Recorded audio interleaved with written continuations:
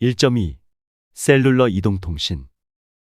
전화기가 특정한 위치에 고정되어 있는 경우를 고정통신이라고 하였습니다. 반면 전화기를 들고 다니며 어디에서나 통화를 할 수 있는 것을 이동통신이라고 합니다.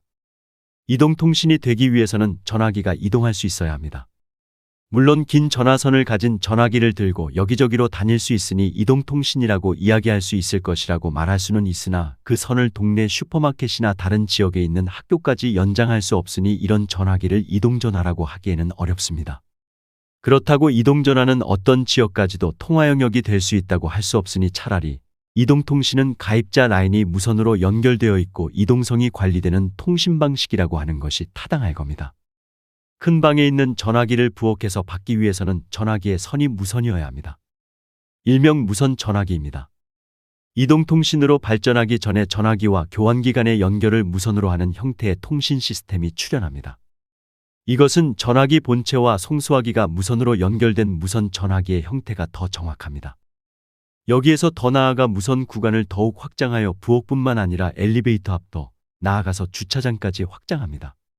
전화기 본체와 송수화기 간 연결된 무선 구간의 출력을 충분히 크게 하여 집에서 수십 미터 떨어진 곳에서도 통화가 가능하게 할 수 있습니다.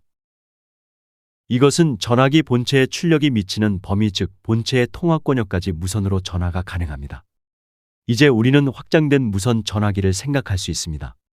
사람이 들고 다닐 수 있는 무선 전화기와 그 전화기와 연결될 수 있고 교환기와도 연결되어 있는 이것은 마치 전화기 본체와 같은 역할을 하는 별도의 장치인 중계기를 생각할 수 있습니다. 중계기는 지금껏 우리가 생각했던 전화기 본체의 출력보다 훨씬 큰 출력을 가지는 시스템이라고 한다면 중계기의 통화권역에 속한 영역에서는 무선으로 전화 통화가 가능합니다. 이를테면 이런 중계기를 아파트 옥상에 설치하면 이 중계기와 무선으로 연결된 모든 전화기들은 전화 통화가 됩니다. 거실과 화장실은 물론 아파트 주차장, 아파트 상가 등과 같이 중계기의 통화권역 안에서는 어디로든 이동하면서 통화가 가능합니다. 이와 같은 방식은 1980년대 후반부터 1990년대에 유행하였던 일명 삐삐라고도 했던 페이저와 PCS의 서비스가 이루어지기 직전에 잠시 상용화되었던 시티폰 서비스입니다. 페이저는 나중에 단문 메시지로 이해되는 간단한 메시지를 통화권역 내에 방송하며 통화권역 내에 있는 시티폰들에게 통화 연결을 이루게 하는 장치입니다. 여기에서 방송이라는 것은 통신과 구분되는 것으로 통신은 송출한 신호의 수신 여부를 확인하거나 유지하는 것에 대해서 지속적으로 관리하지만 방송의 경우 이것들에 대해서 관리하지 않는 것입니다. 이것은 서비스 요금과도 관련이 있는데 지속적으로 수신 여부를 확인하거나 유지하도록 하는 통신의 경우 전화 통신량에 따라서 요금을 징수하지만 수신 여부를 확인하거나 유지하는 것에 무관한 통신인 와이파이 서비스인 경우에는 정액 요금제를 채용합니다. 시티폰의 한계는 중계기의 통화권역에서는 어디로든 이동하면서 통화가 가능하지만 통화권역을 벗어나면 통화가 되지 않는다는 것입니다. 그렇다고 통화권역을 무한정 넓힐 수도 없습니다. 중계기는 교환기로부터 가입자가 받아야 하는 전화신호 즉 호출이라고도 하는 컬을 받아서 무선 전화기로 전달하는 역할을 합니다. 이런 연결은 중계기의 통화권역 안에 있는 전화기에게만 가능합니다. 만약 그 신호를 받아야 할 가입자가 중계기의 통화권역 밖에 있다면 그 가입자는 통화 연결을 할 수 없습니다. 어디에서나 전화를 걸고 받을 수 있기 위해서는 그 중계기의 통화권역 외부에 있더라도 신호를 받아야 하며 그러기 위해서 중계기는 그 신호를 가입자가 있는 중계기로 신호를 넘겨 주어야 하는 기능이 필요합니다. 여기에서 가입자는 휴대폰을 소지하고 휴대폰으로 통화하는 사람을 말합니다. 이를 위해서는 가입자가 휴대폰으로 연결되어 있는 중계기가 어느 것인지 언제나 확인할 수 있어야 하고 가입자가 속해 있는 중계기로 해당되는 홀을 넘겨줄 수 있어야 합니다. 즉, 우리가 생각하는 이동전화 시스템의 기능은 가입자의 행방을 관리해야 하고 가입자의 통화 연결이 계속 유지될 수 있도록 이동하는 중계기로 그 통화 연결을 전달해주는 핸드오프 기능이 있어야 합니다. 그리고 이 모든 연결은 무선으로 이루어집니다. 이런 점에서 이동통신 교환기는 기존의 교환 시스템의 기능인 홀을 연결하거나 끊는 스위칭 기능, 호의 연결을 위한 경로를 설정하는 라우팅 기능 이외에도 휴대폰의 행방을 관리하고 홀을 넘겨주는 기능을 위한 이동성 관리 기능과 무선 연결 기능이 추가로 필요합니다. 이동성 관리 기능은 무선 연결 기능을 담당하는 기지국들 간의 중재를 담당해야 하므로 일반적으로 기지국 제어기에서 수행합니다. 그리고 기지국의 통화권력을 셀이라고 합니다. 우리나라 전역과 같이 매우 넓은 지역을 이동통신 통화권력으로 하기 위해서는 전체 지역을 비교적 작은 통화권력을 가지는 다수의 셀들로 채웁니다. 그리고 셀들 간에는 이동하는 가입자의 홀을 넘겨주고 넘겨받을 수 있게 하면 셀들로 구성된 전체 영역을 통화권력으로 사용할 수 있습니다. 이와 같이 셀에 기반한 통신 방법을 셀룰라 통신이라 하며 셀 기반의 이동통신망을 셀룰러 이동통신망이라고 합니다. 그리고 셀 간의 홀을 넘겨주고 넘겨받는 절차를 핸드오프라고 합니다. 1.2.1 기지국과 셀 이동통신은 사용자의 위치 혹은 단말기의 위치가 이동적이어야 한다는 필요를 만족하기 위해서는 교환장치 혹은 중계장치와 가입자 라인이 무선으로 이루어질 수밖에 없습니다. 따라서 이동통신 기술의 새로운 기술 중 대표적인 것은 단말기와 기지국 간의 연결이 무선 연결이라는 것입니다. 단말기와 기지국 간의 연결을 에어 인터페이스 즉 무선 인터페이스라고 하는데 무선 접속 기술의 대표적인 것이 CDMA 기술을 근간으로 하는 TIA, EIA, IS95와 같은 무선 인터페이스 규격입니다. 북미의 무선 인터페이스 기술 중 유럽의 GSM과 같은 TDMA 방식을 근간으로 하는 IS54 규격도 있었으나 이것은 IS95의 발전과 함께 거의 사라지게 되었습니다. 셀룰러 통신에 관해서 이야기하기에 앞서서 제한된 통신 커버리지를 가지는 라디오 방송에 대해서 먼저 이야기를 하겠습니다. KBS나 MBC 방송사에서는 서울 시내의 라디오 신호를 송출하기 위해서 남산과 같은 도심지의 높은 곳에 크고 높은 송신탑을 세우고 아주 강한 출력으로 방송 신호를 송출합니다. 송출되는 전파는 퍼져나가는 과정에 감쇄가 일어납니다. 이론적으로 자유공간에서는 거리의 이승으로 감쇄되며 비교적 건물이나 장애물들이 많은 도심지에서는 그 감쇄 정도가 더 심하므로 일반적으로 거리의 4승에서 5승 정도로 감쇄되며 퍼져나갑니다. 즉, 남산에 세워진 송신탑에서 멀리 떨어진 광명, 구리, 성남 등과 같은 도심지 외곽 지역에는 송출된 신호가 약하게 수신된다는 겁니다. 만약 구리에 사는 사람들도 그 신호를 수신하도록 하기 위해서는 송신탑의 출력을 높여야 합니다. 그런데 송신탑의 출력을 높이는 것에는 여러 가지 어려움이 있습니다. 높은 출력의 송신탑은 더 큰 부피와 더 무거운 무게의 송신 장치들이 필요합니다. 아울러 송신탑의 소모 전력 또한 커집니다. 또한 외곽 지역에는 충분한 세기의 신호가 수신되겠지만 송신탑 인근 지역인 용산구의 후암동 일대에는 지나치게 강한 신호가 나타나게 됩니다. 송신탑 인근 지역에는 지나치게 강한 전파가 나타나고 구리와 같은 외곽 지역에는 전파가 지나치게 약한 현상이 발생하는 문제를 해결해야 합니다. 그리고 지나치게 비대해진 송신탑도 문제가 됩니다. 이런 문제들을 해결하기 위해서는 구리 지역의 고지대인 아차산에 새로운 송신탑을 세워서 새로운 통신 커버리지를 만들어주는 방법이 있습니다. 물론 방송국에서는 남산의 송신탑과 아차산의 송신탑에 동시에 같은 방송 신호를 함께 보내야 합니다. 아차산의 송신탑은 구리 지역의 수신 상태를 확실히 개선할 것입니다. 그리고 남산 주변 지역에 지나치게 강하던 방송 신호의 세기도 좀 누그러뜨릴 수 있습니다. 새로운 송신탑을 하나 더 세움으로써 큰 출력의 송신기도 작게 만들 수 있고 전파의 강도 또한 어느 정도 평활화시킬 수 있었습니다. 그림 1-6은 작은 규모의 송신탑을 여러 개 세움으로 통화권력의 전파의 세기가 고르게 분포하는 것을 보여줍니다. 이제 이동통신의 경우를 생각해 보겠습니다. 이 경우 방송국의 송신탑은 기지국이라고 생각할 수 있습니다. 또한 라디오와 같은 방송 수신장치는 가입자의 휴대폰입니다. 이동통신에서 작은 규모의 기지국을 사용한다는 것은 방송국의 송신탑이 경량화된다는 것보다 훨씬 큰 장점을 제공합니다. 방송과는 달리 사용자의 단말기는 기지국의 신호를 수신하기도 하지만 자신의 신호를 기지국으로 송신하기도 합니다. 만약 서울 시내에 하나의 기지국만 있다면 광명이나 구리에 있는 가입자들은 기지국이 있는 남산까지 자신의 신호를 보내야 하므로 매우 큰 출력이 필요합니다. 큰 출력이 필요하다는 것은 큰 장치가 필요하다는 것이고 이렇게 큰 휴대폰을 사람이 들고 다니기에는 힘들 겁니다. 그러므로 이동통신에서 통화권력을 확보하는 방법은 커다란 통신 권역을 가지는 큰 기지국이 아니라 작은 출력을 가지는 여러 개의 기지국이 형성하는 셀에 기반한 통신을 해야 합니다. 그러나 이 방법에는 새로운 문제가 있습니다. 전체 통화권력을 확보하기 위해서 여러 개의 기지국을 사용하므로 기지국 간의 출력이 미치는 중복되는 영역이 발생합니다. 송신탑에서 일방적으로 신호를 방송할 때는 작은 출력의 송신탑 여러 개를 세우는 것이 문제가 되지 않았으나 여러 개의 기지국들이 각각의 출력 영역을 생성하므로 중복되는 출력 영역이 발생합니다. 물론 기지국의 출력이 비교적 낮다고 하더라도 출력이 중복되는 문제는 여전히 발생합니다.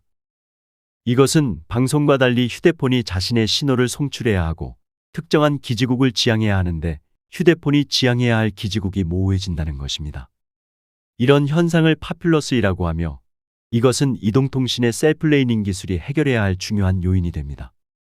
이동통신의 경우 비교적 작은 출력의 송신탑인 기지국을 사용함으로 스마트폰이나 휴대폰과 같은 이동통신 단말기의 크기를 작게 할 수 있다는 장점도 있지만 여러 개의 기지국이 각각의 신호를 출력한다는 점에서 신호의 중첩 현상인 파퓰러스 현상이 발생할 수 있습니다.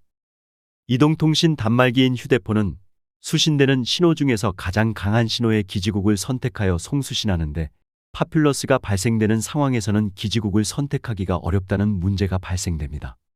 즉 뚜렷하게 강하고 지속되는 신호를 출력하는 기지국을 찾기가 어렵다는 겁니다. 셀프레이닝은 기지국들을 효과적으로 배치하는 중요한 기술입니다. 기지국의 신호가 퍼져나가는 것이나 휴대폰에서 지국을 향해서 송출되는 전파는 그 범위를 명확하게 알기란 어렵습니다. 그러므로 셀프레이닝은 기지국에서 단말들로 신호를 내려보내는 순방향 링크와 단말에서 기지국으로 신호를 보내는 역방향 링크를 함께 고려해서 셀의 크기를 결정해야 합니다. 참고로 순방향 링크를 다운링크, 역방향 링크를 업링크라고도 합니다. 이것은 위성통신에서 사용되었던 용어로 위성에서 지상국으로 내려오는 링크인 다운링크, 지상국에서 위성으로 올라가는 링크인 업링크를 기지국에서 단말기로 내려온다는 것과 단말기에서 기지국으로 올라간다는 것을 빗대어 사용하였습니다. 셀 플레이닝을 위해서는 셀의 모양을 모델링해야 합니다. 일반적으로 전파는 모든 방향으로 발산하는 특징이 있으므로 들판과 같이 넓은 시골 지역에서는 셀의 경계가 기지국을 중심으로 하는 반구의 모양이 될 겁니다. 한편 건물이 즐비한 도심지에서는 음영효과로 인해서 기지국 신호가 미치지 않는 영역을 고려한다면 그 경계가 시골 지역과 달리 매끈한 원의 모양이 되지는 않을 겁니다. 원형의 셀을 고민할 수 있으나 셀은 완전히 원형도 아니므로 그것도 곤란합니다. 결국 셀의 모양은 셀의 배치와 관련해서 모델링되므로 셀과 셀 간의 관계에 따라서 셀의 모양을 설명합니다. 이와 같이 다양한 모양의 셀을 설정할 수 있으나 셀의 모양은 전체 공간을 빈틈없이 채울 수 있는 공간 구조인 벌집을 형상화한 정육각형 모양의 셀을 일반적으로 생각합니다. 이 경우 하나의 셀은 주변에 6개의 가장 인접한 셀들이 있으며 12개의 차상 위에 인접한 셀들 등이 있습니다. 그렇다면 셀의 크기는 어떻게 결정할까요? 셀의 크기는 기지국의 출력에 의해서 결정됩니다. 기지국은 일정한 출력으로 신호를 송출하여 일정한 영역의 통화권력을 만듭니다. 통상 통화권력이라고 하는 것은 단말기가 기지국의 신호를 수신해서 그것으로부터 유효한 신호를 복조할 수 있는 정도의 신호 강도여야 합니다. 유효한 신호를 복조할 수 있다는 것은 수신한 프레임 200개 중에서 에러가 발생한 프레임이 1개 발생하는 정도의 신호 강도를 이야기합니다. 이 정도의 신호 강도는 약 0.04피코와트 정도입니다. 즉 기지국의 신호가 공간상으로 감쇄되면서 퍼져나가다가 0.04피코와트 수준이 되는 거리까지를 기지국의 통화권력으로 설정한다는 것입니다. 만약 매우 복잡한 지역인 강남역에 설치된 강남기지국이 4와트를 출력하고 이 지역의 감쇄상수 n이 5라고 한다면 강남기지국이 송출하는 신호가 0.04피코와트 정도가 되는 거리는 즉 기지국 출력에 의해서 형성되는 셀의 반경은 100m 정도입니다. 셀의 크기는 이동 속도에 의해서 결정하기도 합니다. 이를테면 비교적 느린 속도로 이동하는 보행자 중심이냐 고속도로에서 빠르게 이동하는 자동차 중심이냐는 것입니다. 빠르게 이동한다는 것은 셀 간의 핸드오프가 빈번하게 이루어져야 한다는 것입니다. 그런데 셀의 크기가 좀 더 크다면 셀 간의 핸드오프는 덜 빈번하게 이루어질 것입니다. 현실적으로 핸드오프를 처리하는 프로세서의 빠르기가 제한적이므로 핸드오프가 발생하는 수를 프로세서가 처리할 수 있을 정도로 맞추기 위해서는 셀의 크기를 더 크게 해야 합니다. 또한 이동체의 이동 속도가 더 느리다면 같은 크기의 셀이라고 하더라도 핸드오프의 발생 빈도는 작아집니다. 즉, 핸드오프 발생 빈도가 같더라도 이동체의 속도가 느리다면 셀을 더 작게 설계할 수 있습니다. 초창기 PCS의 경우 이동체의 속도가 비교적 느린 저속 보행자만을 대상으로 시스템을 설계했으므로 그때 설계된 셀은 피코셀 혹은 나노셀까지 고려되었습니다. 셀의 크기가 작아짐으로 단위 면적당 수용할 수 있는 가입자 용량이 커졌습니다. 즉 가입자들이 많아짐으로 이동통신 서비스를 저렴하게 할 수 있었습니다. 일종의 박리담회이지요. 이런 이유에서 PCS를 모든 국민이 누릴 수 있는 저렴한 통신 서비스라고 하였습니다. 1.2.2 주파수 재사용 셀룰라 이동전화 시스템은 넓은 지역을 작은 셀로 나누어 통신하는 방법이라고 공부했습니다. 2절에서는 이것 외에 주파수 재사용 개수를 통한 셀룰라의 용량에 관해서 이야기하겠습니다. 셀룰러 이동통신 시스템의 작은 셀들은 서로 구별되는 통화권역을 가진다는 점에서 서로 다른 주파수를 사용해야 합니다. 이런 점에서 주파수를 무한하지 않고 나누어 써야 하는 유한한 자원이라고 이해할 수 있습니다. 그리고 제한된 주파수 자원을 보다 효율적으로 사용해야 한다는 용량에 대한 새로운 패러다임이 등장합니다. 완전히 고립된 A셀과 그것으로부터 일정 거리 떨어져 있는 고립된 B셀을 가정해 보겠습니다. 두 셀은 똑같은 주파수로 변조된 신호를 송출하고 있습니다. A셀에 속해 있는 단말기는 A셀에 속한 기지국의 신호만을 수신합니다. 그러다가 그 단말기가 A셀의 가장자리로 이동하다가 셀 밖으로 나간다면 그마저도 수신할 수 없습니다. 그러나 단말기가 A셀로부터 더욱 멀어져서 B셀로 들어간다면 단말기는 B셀의 신호를 수신합니다.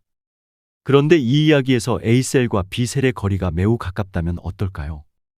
이럴 경우 단말기가 A셀에 속해 있다 하더라도 B셀 기지국의 신호도 함께 받게 되므로 혼선이 일어납니다. 그러나 A셀과 B셀이 먼 거리 떨어져 있다면 이런 문제는 일어나지 않습니다.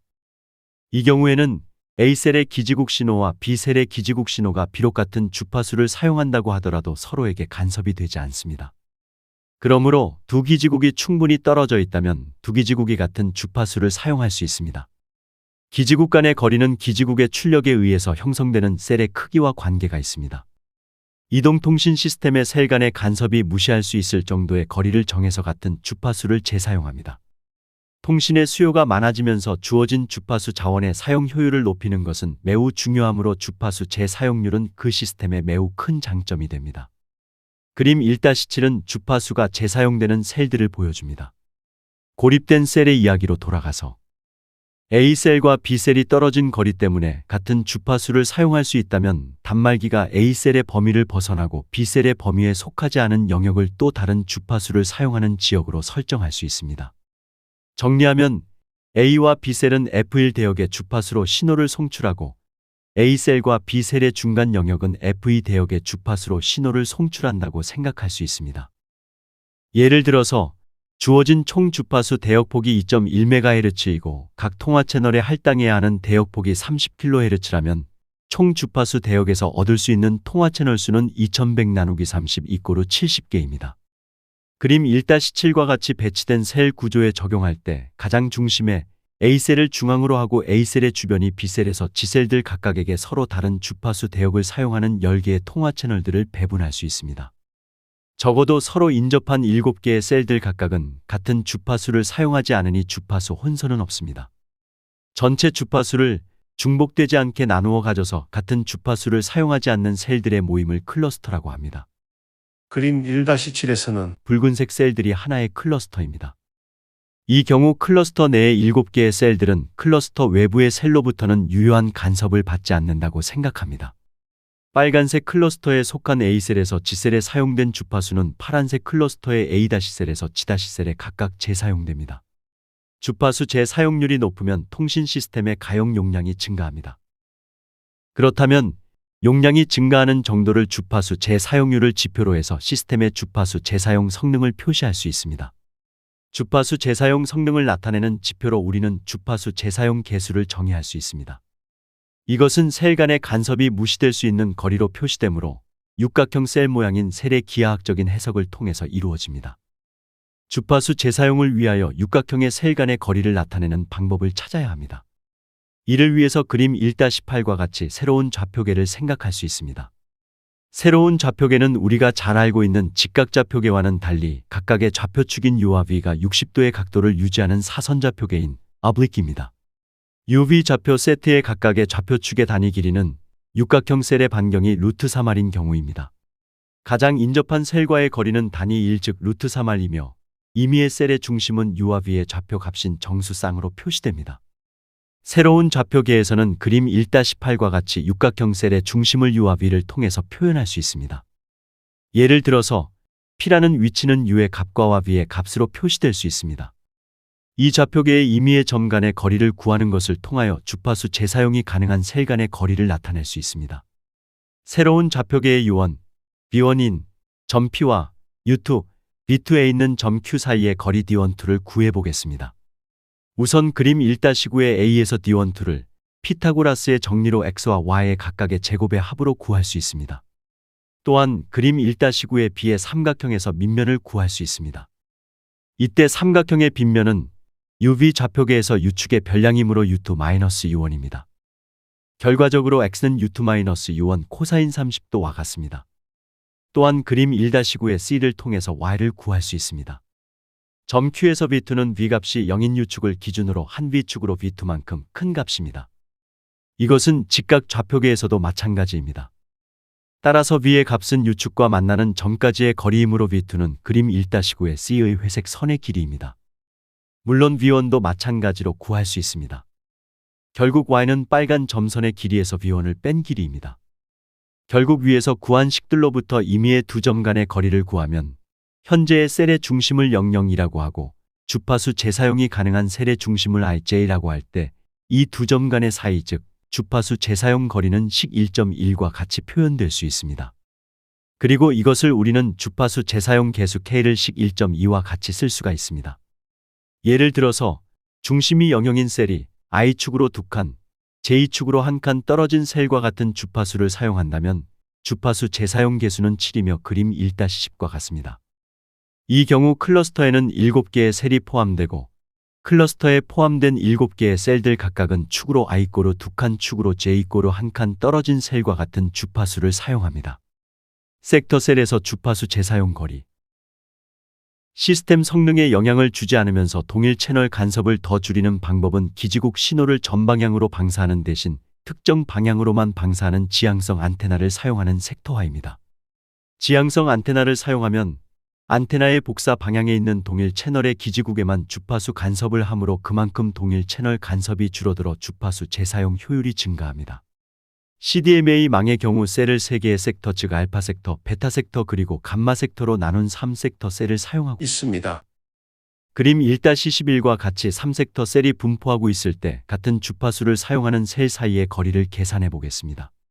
각 주파수 재사용 계수에 따라 3섹터 셀의 셀 반경에 대한 셀 간 거리는 위의 수식을 적용하면 다음과 같습니다.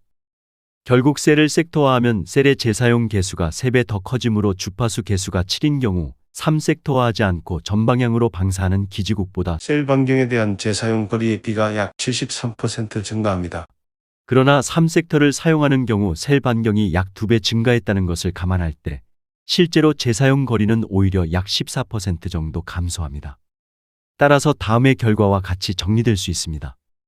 여러 가지 경우의 주파수 재사용 계수를 갖는 셀 클러스터 모양을 그림 1-12에서 보여주고 있습니다. 셀 모양을 정육각형으로 가정하여 셀 클러스터의 셀수 즉 주파수 재사용 계수가 3, 4, 7인 경우에 대해서 전방향 셀인 경우와 3섹터 셀인 경우에 대해서 셀 클러스터의 셀 배치 모양을 보여주고 있습니다. 그림 1-12의 A, B, C는 전방향 셀에 대한 셀 배치 모양이고 D, E, F는 섹터 셀인 경우의 셀 배치를 나타낸 것입니다. 특정한 방향으로만 지향하는 방사 특성을 가지는 지향성 안테나의 사용은 셀 간의 간섭을 줄여서 시스템 용량을 증가하게 합니다. 간섭 신호의 시스템 용량이 민감한 CDMA의 경우에는 지향성 안테나와 섹터화는 대단히 중요한 기술입니다. 나아가서 CDMA 시스템이 이동통신 기술의 근간이 되는 방식이라고 할 때 스마트 안테나 기술과 같이 공간 및 채널 간섭을 최소화하고자 하는 기술의 발전은 이동통신 기술과 맥을 같이 할 수 있을 것입니다.